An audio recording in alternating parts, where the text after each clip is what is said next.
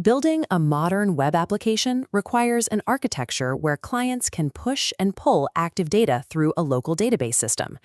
To begin, you need 3 pieces of software: the Node.js runtime, a local MongoDB instance, and an API testing client like Postman.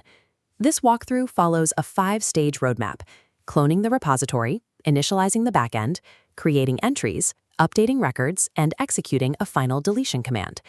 Verifying every transaction in this local environment ensures the logic is sound before you move the application to a public server.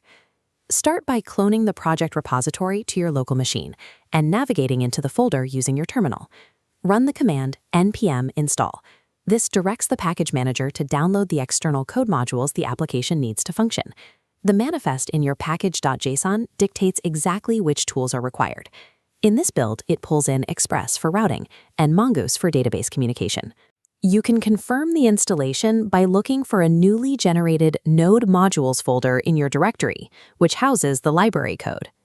Using a package manager allows you to integrate complex routing and database features without writing thousands of lines of boilerplate code from scratch.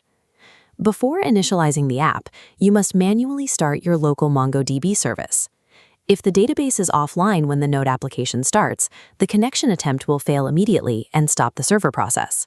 With the database active, execute the start script, npm run dev, to boot up the backend server. Check the terminal for 2 confirmation messages. These prove that the launch sequence was successful. You should see a message confirming the server is listening on port 3000 and a second message confirming a successful handshake with the database.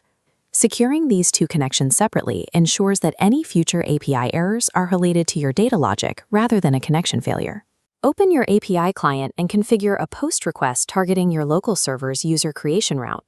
In the request body, select the raw input mode and set the type to JSON. This is the standard format the server expects to receive. Enter the key value pairs for a user profile, including a name, an email address, and an age. Because the database schema marks the email field as required, omitting it will cause the server to reject the request and return an error. Send the completed payload and verify that the server returns a success status code.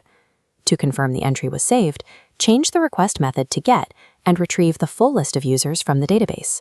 Seeing the record appear in that retrieval array proves the data was committed to storage. This successful round trip confirms that your application and database are correctly synchronized. The retrieval response includes an _ID field for the user.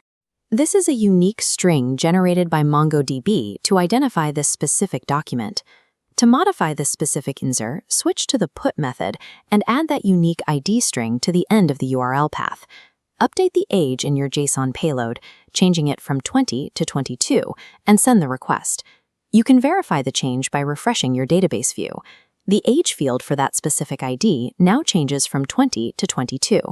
Finally, to remove the record, change the request method to delete while keeping the same ID in the URL. Execute the command and refresh your database view to confirm the record has been permanently removed. Using these unique identifiers ensures that your commands only affect the targeted record, preventing accidental changes to the rest of the database.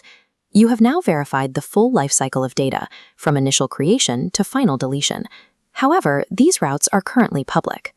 Anyone with your URL could manipulate your data because there are no restrictions on who can access these endpoints.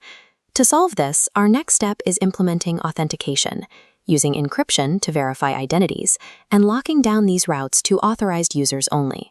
Establishing a working local environment is the first step, but securing that environment is what makes